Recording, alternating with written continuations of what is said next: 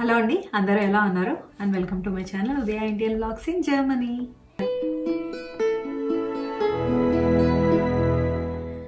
So ఇవాళ topic ఏంటంటే, చాలా మంది మంత్లీ ఎక్స్పెన్సెస్ ఎంత అవుతాయి అప్రాక్సిమేట్గా అనేది ఒక వీడియో చేయండి అక్క, యూస్ఫుల్ అవుతుంది చాలా మందికి అని చెప్తున్నారు. సో ఇవాళ టాపిక్ వచ్చేసి అదే అనమాట, monthly expenses in Germany for an Indian family అనుకోవచ్చు. సో అప్రాక్సిమేట్గా కాస్త కూస్తో కొంచెం దగ్గరలోనే మ్యాచ్ అవుతారు కదా, అట్లా ఒక 1 మంత్కి ఎంత అవుతుంది అప్రాక్సిమేట్గా అనేది ఈ వీడియో అనమాట. సో ఈ వీడియో నేను ఏ డేటా తీసుకొని చేసిందంటే, ఒకటి రియలిస్టిక్గా మాకెంత ఖర్చు అవుతుంది అనేది ఒకటి ఇన్పుట్గా తీసుకున్నా, అండ్ ఇంకొకటి కొన్ని యాడ్ చేసిన అనాలిసిస్ చేసి, సో అదంతా కలిపి ఈరోజు మీతో షేర్ చేసుకోబోతున్నా. ఎవరన్నా మనల్ని ఫస్ట్ టైం చూస్తున్నట్టయితే వెళ్ళి సబ్స్క్రైబ్ చేసుకోండి. సబ్స్క్రైబ్ చేసుకున్న తర్వాత పక్కన ఒక గంట ఉంటుంది, అది కూడా కొట్టండి.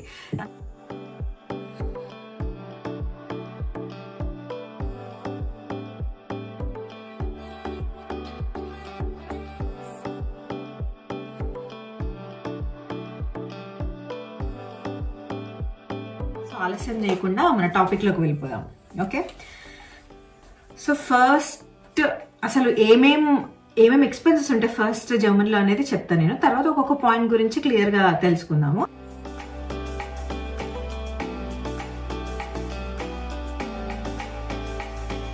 ఫస్ట్ మేజర్ థింగ్ వచ్చేసి హోమ్ రెంట్, నెక్స్ట్ వన్ వచ్చేసి టెలిఫోన్, మన phone bills and also net connection bill, and third one వచ్చేసి గ్రాసరీస్, అండ్ ఫోర్త్ వన్ వచ్చేసి transportation cost, and fifth one వచ్చేసి ARD tax or radio tax, ఇంకొకటి వచ్చేసి gym, and the next one వచ్చేసి miscellaneous whatever travel కావచ్చు, ఏదైనా కావచ్చు. ఇవైతే మ్యాండేటరీ అనమాట ఆల్మోస్ట్. అండ్ నెక్స్ట్ వన్ వచ్చేసి ఇన్ కేస్ మీకు కనుక కార్ ఉంటే అదొక ఎక్స్ట్రా ఎక్స్పెన్స్ ఉంటుంది, కార్ ఇన్సూరెన్స్ అని, and also medical and also electricity. So ఇవి వచ్చేసి నేను కేటగరైజ్ చేసిన డిఫరెంట్ టైప్స్ ఆఫ్ ఎక్స్పెన్సెస్ అనమాట, మనం దేని మీద మనీ స్పెండ్ చేస్తాము జర్మనీలో అని చెప్పేసి. సో ఫస్ట్ థింగ్ ఏంటంటే హోమ్ రెంట్. అదొక మేజర్ పార్ట్ అని చెప్పొచ్చు, ఎందుకంటే ఇక్కడ రెంట్స్ కొంచెం హెవీగానే ఉంటాయి. అఫ్ కోర్స్ ఇండియాలో చూసి వచ్చిన వాటికి నాకు ఇంకా హెవీ అనే ఫీలింగ్ వస్తుంది అనమాట ఇంటి రెంట్స్. ఆ ఇంటి రెంట్స్ కూడా ఎట్లుంటుంది అంటే, ఫస్ట్ థింగ్ మీరు ఎక్కడ ఉండబోతున్నారు అంటే, ఒక చిన్న టౌన్లో ఉండబోతున్నారా, లేదంటే ఒక నార్మల్ సిటీలో ఉండబోతున్నారా, లేదంటే మెయిన్ సిటీలో ఉండబోతున్నారా, లేకపోతే ఇంకా పెద్ద సిటీలో ఉండబోతున్నారా. సో మీరు ఎక్కడ ఉండబోతున్నారు, మీరు ఎక్కడ ఇల్లు రెంట్కి తీసుకోబోతున్నారు అనేది ఒక మేజర్ పార్ట్ పే చేస్తుంది హోమ్ రెంట్లో. ఎందుకంటే చిన్న టౌన్స్లో, చిన్న ప్లేసెస్లో అయితే కొంచెం తక్కువ రెంట్ ఉంటుంది. అట్లా కాకుండా పెద్ద సిటీస్కి వస్తే చాలా ఎక్కువ రెంట్ ఉంటుంది. ఫర్ ఎగ్జాంపుల్ బెర్లిన్, హానోవర్, ఇవన్నీ చిన్నవన్నమాట. అంటే చిన్నవి అంటే మ్యూనిక్, ఫ్రాంక్ఫర్ట్తో కంపేర్ చేస్తే ఆబ్వియస్లీ చిన్నవే. సో ఈ ప్లేసెస్లో కాస్త తక్కువ రెంట్ ఉంటుంది when compare to Munich, Frankfurt, Stuttgart. Examples చెప్తున్నాను నేను. సో అలాంటి మ్యూనిక్, ఫ్రాంక్ఫర్ట్, స్టుట్గార్ట్ అట్లాంటి పెద్ద సిటీస్ తీసుకుంటే చాలా హెవీ రెంట్స్ ఉంటాయి. దాంతో కంపేర్ చేస్తే కొంచెం తక్కువ రెంట్ చిన్న సిటీస్లో ఉంటుంది అనమాట. సో ఫస్ట్ థింగ్ వచ్చేసి depending on the city where you are going to rent your home, అది పెద్ద రోల్ ప్లే చేస్తుంది మీ హోమ్ రెంట్ పార్ట్ ఆఫ్ ఎక్స్పెన్స్లో. అది వచ్చేసి ఒకటి. అండ్ ఆల్సో ఇంకొకటి డ్రాబ్యాక్ రెంట్లో ఏంటి అంటే, ఇప్పుడు కపుల్ విత్ 1 kid ఉండి మాకు సింగిల్ బెడ్రూమ్ చాలు, కిడ్కి సపరేట్గా బెడ్రూమ్ అవసరం లేదు, చిన్నది చాలు, మేము అడ్జస్ట్ చేసుకుంటాము అట్లా అంటే ఇక్కడ కుదరదు అనమాట. కొన్ని రెగ్యులేషన్స్ ఉంటాయి వీళ్ళకి. కపుల్కి అయితే ఇంత మినిమం క్వాడ్రేట్ మీటర్ తీసుకోవాలి ఇల్లు, సింగిల్ పర్సన్కి అయితే ఇంత మినిమం తీసుకోవాలి, 1 kid అండ్ కపుల్ ఉంటే ఇంత మినిమం తీసుకోవాలి, 2 kids అండ్ కపుల్ ఉంటే ఇంత మినిమం తీసుకోవాలని చెప్పేసి రెగ్యులేషన్స్ డిఫైన్ చేసినారు వీళ్ళు ఆల్రెడీ. దానికి తగ్గట్టుగానే మనం ఇల్లు తీసుకోవాలన్నమాట ఇక్కడ. సో ఇప్పుడు దానికి వచ్చేస్తే, and the type of city ఏ కాకుండా ఆ సిటీలో కూడా సిటీకి కొంచెం దూరంగా అవుట్స్కట్స్లో ఉండాలనుకుంటున్నారా, లేదంటే సెంటర్ ఆఫ్ ది సిటీ ఎట్లాంటి ట్రైన్ స్టేషన్ ఇవన్నీ చుట్టుపక్కల ఉండి సెంటర్ ఆఫ్ ది సిటీలో ఉండాలనుకుంటున్నారా అనేది కూడా ఒక మేజర్ రోల్ ప్లే చేస్తుంది. సెంటర్ ఆఫ్ ది సిటీలో ఉండాలనుకుంటే ఇంకా కొంచెం ఎక్కువ ఉంటుంది అనమాట. సో మ్యూనిక్ లాంటి సిటీలో సెంటర్ ఆఫ్ ది సిటీలో ఒక మంచి ఇల్లు దొరకాలంటే కొంచెం ఎక్కువ పే చేయాల్సి వస్తుంది రెంట్. అట్లా కాకుండా కొంచెం అవుట్స్కట్స్ అయినా పర్వాలేదు అనుకుంటే కొంచెం రెంట్ తగ్గుతుంది అనమాట. సో హోమ్ రెంట్లో సిటీ ఒక మేజర్ రోల్ ప్లే చేస్తుంది. And also centre of the సిటీలో తీసుకుంటున్నామా లేదంటే అవుట్స్కట్స్లో తీసుకుంటున్నామా అనేది ఒక మేజర్ రోల్ ప్లే చేస్తుంది. సో ఒక స్టూడెంట్కి అయితేనేమో అప్రాక్సిమేట్గా 350 to 450 euros పడుతుంది అనమాట ఒక 1 monthకి ఒక రూమ్ రెంట్కి తీసుకోవాలనుకుంటే. సో యూజువల్లీ ఇక్కడ స్టూడెంట్ రూమ్స్ ఎట్లా ఉంటాయంటే ఒక్కటే సింగిల్ రూమ్ ఉంటుంది, అందులో ఒక సైడ్ బెడ్, ఇంకొక సైడ్ కిచెన్ సెటప్, ఇంకొక సైడ్ వాష్రూమ్ అట్లా ఉంటుంది అనమాట. సో సింగిల్ రూమ్లో అన్ని కవర్ అయిపోతాయి.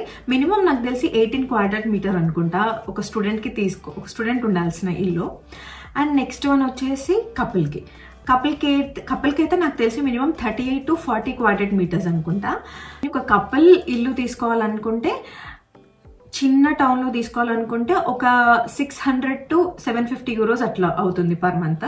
ఇంకొంచెం పెద్ద సిటీలో తీసుకోవాలనుకుంటే 750 to 900 అట్లా అవుతుంది. ఇంకా బిగ్గర్ సిటీస్లో తీసుకోవాలనుకుంటే అప్రాక్సిమేట్గా ఒక 1200 to 1500 వరకు కూడా వెళ్ళొచ్చు అనమాట. సెంటర్ ఆఫ్ ది సిటీ పెద్ద సిటీలో తీసుకోవాలనుకుంటే 1500 euros వరకు వెళ్ళొచ్చు పర్ మంత్ రెంట్ అనేది. సో ఇది వచ్చేసి rent part. And next one వచ్చేసి టెలిఫోన్ అండ్ మన ఇంటర్నెట్.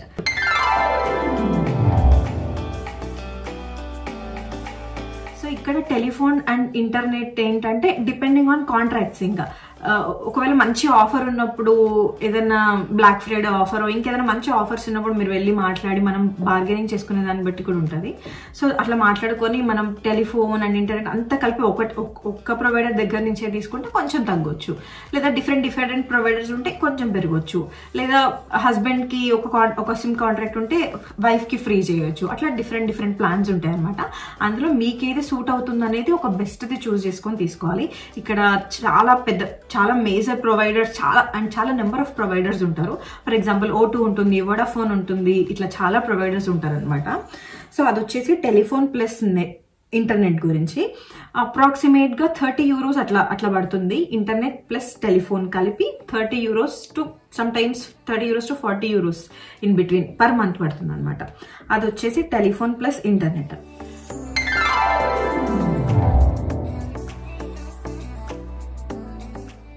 అండ్ థర్డ్ వన్ వచ్చేసి గ్రాసరీస్ ఏంటంటే it depends.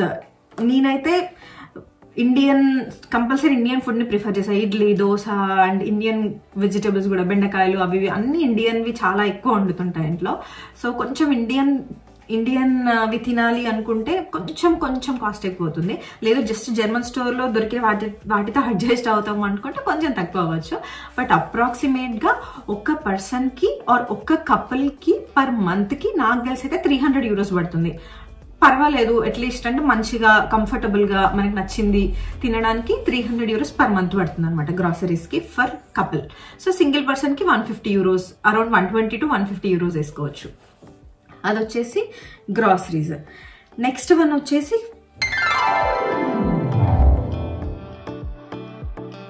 Transportation cost. Fourth one వచ్చేసి ట్రాన్స్పోర్టేషన్ కాస్ట్ అనమాట. సో ఈ ట్రాన్స్పోర్టేషన్ కాస్ట్ కూడా నేను చెప్తుంది అయితే ట్రామ్ ఆర్ బస్ యూజ్ చేసుకొని వెళ్ళే వాళ్ళ గురించి చెప్తున్నాను నేను. ఇక్కడ కొంచెం ట్రాన్స్పోర్టేషన్ కాస్ట్ ఆల్రెడీ మీరు కనుక నా ముందు వీడియోస్ చూస్తుంటే differences between India and Germany గురించి చేసిన, అందులో ఒకటి చెప్పిన అనమాట. నాకు నచ్చవి ఇక్కడ ట్రాన్స్పోర్టేషన్ కాస్ట్ అని చెప్పి. ఇక్కడ ట్రాన్స్పోర్టేషన్ కాస్ట్ కొంచెం హెవీగానే ఉంటాయి. ఫర్ ఎగ్జాంపుల్ అంటే ఇక్కడ డిఫరెంట్ టైప్స్ ఆఫ్ పాసెస్ ఉంటాయి. మంత్లీ పాస్ ఉంటుంది, లేదంటే డిస్కౌంట్ కార్డ్స్ ఉంటాయి, ఇట్లా డిఫరెంట్ టైప్స్ ఉంటుంది అనమాట. ఫర్ ఎగ్జాంపుల్ మంత్లీ పాస్ తీసుకుంటే జోన్స్ ఉంటాయి అనమాట. 2 zones పాస్కి అయితేనేమో మంత్కి 65 euros అవుతుంది. 3 zonal పాస్ తీసుకుంటే 85 euros అవుతుంది. 4 zonal పాస్ తీసుకుంటే 105 euros అవుతుంది. సో ఒకవేళ ఇప్పుడు నేను ఉండే ప్లేస్కి, నా ఆఫీస్ ఉండే ప్లేస్కి వెళ్ళాలనుకుంటే నేను కంపల్సరీ 3 zonal పాస్ తీసుకోవాలన్నమాట, కొంచెం దూరమైన ఆఫీస్. సో 3 zonal పాస్కి నాకు మంత్కి 85 euros పడుతుంది ఆ ట్రైన్ పాస్ అనేది. సో అదొక అప్రాక్సిమేట్గా 85 to 100 euros వేసుకోవచ్చు ఆ transportation pass, in case 3 zones or 4 zones తీసుకోవాలనుకుంటే. సో అదొచ్చేసి ట్రాన్స్పోర్టేషన్. అండ్ స్టూడెంట్స్ కనుక ఉంటే వాళ్ళకి మేము స్టూడెంట్ అనే కార్డ్ చూపిస్తే వాళ్ళకి డిస్కౌంట్స్ వస్తాయి. ప్రతి దగ్గర స్టూడెంట్స్కి మాత్రం మంచి డిస్కౌంట్స్ ఉంటాయి. అదొక ప్లస్ పాయింట్ స్టూడెంట్గా ఉన్నప్పుడు. బట్ ఫ్యామిలీగా ఉన్నప్పుడు మనకి ఏ డిస్కౌంట్స్ ఉండవు, ఫుల్ పే చేసి కొనుక్కోవాల్సిందే ఏదైనా.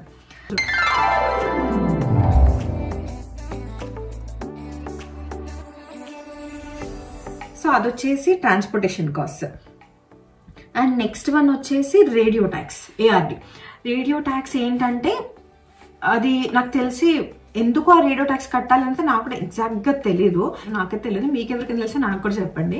సో ఏఆర్టీ ట్యాక్స్ అనేది పర్ ఫ్యామిలీ ఉంటుంది. పర్ ఫ్యామిలీ 17.5 లైక్ €17.50 పే చేయాలన్నమాట ఎవ్రీ మంత్.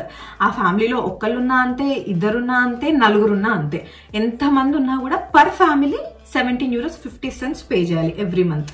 ఏఆర్డి వచ్చేసి రేడియో ట్యాక్స్ వచ్చేసి అదొకటి మ్యాండేటరీ. ఇంకొకటి, సో ఇప్పటివరకు నేను చెప్పిన అయితే home rent, telephone bills and internet, transportation cost, groceries and also radio tax. ఈ 5 అయితే ఎవ్వరు తప్పించుకోలేరు. ఈ 5 ఇంకా మ్యాండేటరీ ఎక్స్పెన్సెస్ అని చెప్పొచ్చు ఎవరికైనా కూడా, కాకపోతే కొంచెం ఎక్కువ కొంచెం తక్కువ, బట్ ఇవన్నీ కంపల్సరీ ఉండే ఎక్స్పెన్సెస్ జర్మనీలో. నెక్స్ట్ 6th నుంచి ఇట్ డిపెండ్స్, కొంతమందికి ఉండొచ్చు ఆ ఎక్స్పెన్సెస్, ఉండకపోవచ్చు కూడా. సో 6th వన్ వచ్చేసి మిస్సెలేనియస్.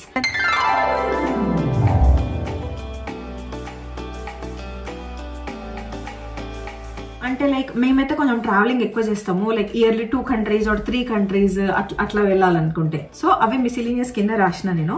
ఏదైనా అది travel to some other countries అనుకోవచ్చు, ట్రావెల్ టు ఇండియా అనుకోవచ్చు, వన్స్ ఇన్ ఇయర్ ఏదైనా అనుకోవచ్చు ఆ మిసిలీనియస్ లో. నెక్స్ట్ వన్ వచ్చేసి కార్. ఒకవేళ ఇప్పటివరకు నేను చెప్పినంత కార్ లేకపోతే, ఇన్ కేస్ మీకు కనుక కార్ ఉంటే, అదొక ఎక్స్ట్రా ఎక్స్పెన్స్ అనమాట. లైక్ దానికి మంత్లీ ఇన్సూరెన్స్ పే చేయాల్సింది ఉంటుంది, ఇన్సూరెన్స్ ప్రీమియమ్స్ పే చేయాలి.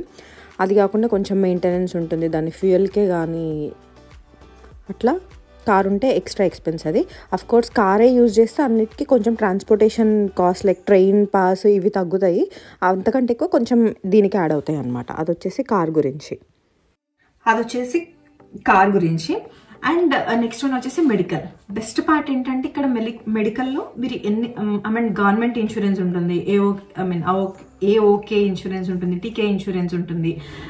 సో అదేంటంటే మనకి జాబ్ చేస్తుంటే శాలరీలో కట్ అవుతుంది ఆ ఇన్సూరెన్స్. మనం స్పెషల్గా మనం ఎవ్రీ మంత్ పే చేసేది ఏమి ఉండదు, ఆటోమేటిక్గా మీకు శాలరీ రావడమే ఆ ఇన్సూరెన్స్ కట్ అయ్యి వస్తుంది అనమాట. సో ఒక కార్డు ఇస్తారు వాళ్ళు, ఏఓకే card.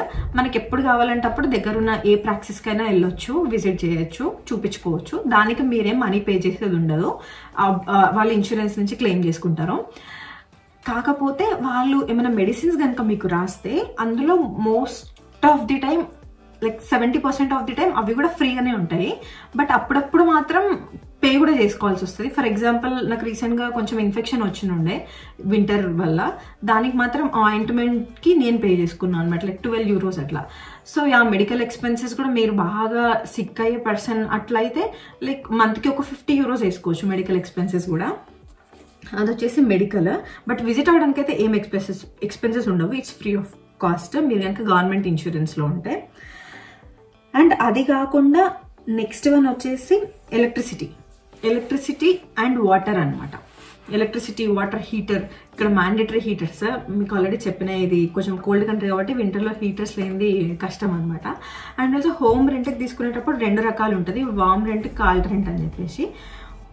Home plus water plus electricity bill కలిపి ఒక రెంట్, వాటర్ ఎలక్ట్రిసిటీ సపరేట్గా పే చేసుకొని ఓన్లీ హోమ్ రెంట్ పే చేసి సపరేట్గా ఉంటుంది. సో 2 టైప్స్ ఉంటాయి ఇందులో. ఆ ఎలక్ట్రిసిటీ, వాటర్ కలిపి included in the home rent అనుకోండి. సో హోమ్ రెంట్ మనం పే చేసినప్పుడే మనం వాటర్కి అండ్ హీటర్స్కి కూడా పే చేసిస్తాం అనమాట అందులోనే. ఇన్ కేస్ ఇయర్ ఎండ్లో మనం ఆ పే చేసిన రెంట్ కంటే ఎక్కువ మనం యూజ్ చేసుకుంటే ఇన్ కేస్ హీటర్స్, దాన్ని మళ్ళీ మనకు షేర్ చేసి మనం ఇయర్ ఎండ్లో ఆ ఎక్స్ట్రా వచ్చిన హీటర్ బిల్ పే చేయాలన్నమాట. ఎలక్ట్రిసిటీ కూడా డిఫరెంట్ ప్రొవైడర్స్ ఉంటారు. మన ఇండియాలో లాగా అందరికి ఒకటే లైక్ గవర్నమెంట్ వాళ్ళు ప్రొవైడ్ చేయడం అట్లా ఉండదు అనమాట. ఇక్కడ కూడా మనకి సిమ్ ప్రొవైడర్స్ డిఫరెంట్ గా O2, వడాఫోన్ ఎట్లుంటుందో ఇక్కడ ఎలక్ట్రిసిటీ కూడా డిఫరెంట్ ప్రొవైడర్స్ ఉంటారు అనమాట. అందులో కొంతమంది వచ్చేసి ఎల్లో, ఎంటిగా, పోలార్ స్టర్న్ ఇట్లా డిఫరెంట్ ప్రొవైడర్స్ ఉంటారు. వాళ్ళతో సేమ్ మనం వాళ్ళతో మాట్లాడుకొని మనకి ఏ ప్లాన్ నచ్చితే అది తీసుకోవాలన్నమాట ఎలక్ట్రిసిటీ. అట్లా తీసుకొని అప్రాక్సిమేట్గా అది మంత్కి €60 ఉంటుంది అనమాట ఎలక్ట్రిసిటీ. అది కూడా ఒక మ్యాండేటరీ ఎక్స్పెన్స్ అని చెప్పొచ్చు. అంతే నాకు అనిపించిన ఎక్స్పెన్సెస్ అయితే ఇవే. ఇంకేమన్నా చిన్నవి మిస్ అయి ఉండొచ్చు నేను, షాపింగ్ అట్లాంటివన్నీ. But so this is my information on expenses in Germany per month for a couple mostly. ఈ వీడియో కనుక మీకు నచ్చినట్టయితే కొంచెం ఇన్ఫర్మేషన్ తెలుసుకున్నట్టు మీకు అనిపిస్తే don't forget to like the video, share the video and also subscribe to my channel. See you in my next video. Bye bye.